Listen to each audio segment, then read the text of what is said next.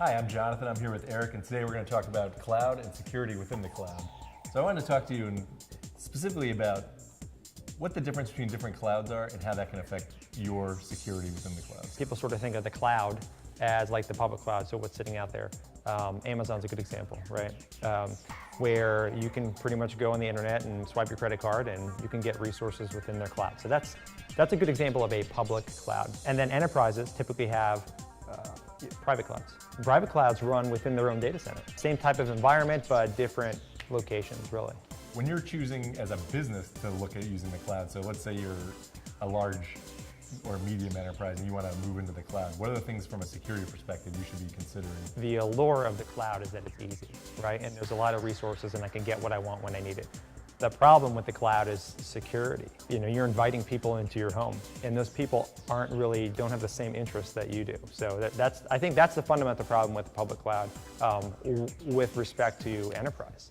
So there is value in kind of a barrier to entry, essentially, in the fact that if just anybody can get into the cloud, that anybody could be a bad person or a good person. Absolutely. If I'm a business and I lose my intellectual property, I could be out of business. Right. But not just me, all of my employees. Right. And when you think about traditional security models, we always talk about security in depth or layers. And I think that one of the things that you can do within a cloud environment is create layers. And so by putting more separation between you and your adversary, you're creating or making it more difficult for them to attack you. Right. As an enterprise, you want it to be easy to be able to implement and deploy because I want to reduce my costs and I want to be agile as an enterprise. However, I don't want it to be easy for would-be attackers or what we call bad actors to be able to do that as well. The two oppose each other, right? So you can't go swipe your credit card easy and have a bunch of barriers at the same time. With myRacktop, we created a barrier to entry by enforcing a vetting process to anyone that wants to use the myRacktop cloud services. So it's limited to businesses and enterprises.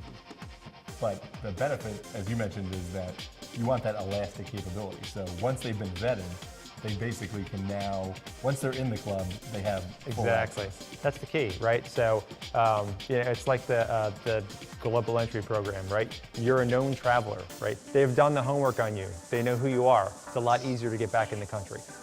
It's the same way that our cloud is set up. So, myRacktop built for the enterprise, private, without sacrificing that scalability that's available in the public network, public cloud.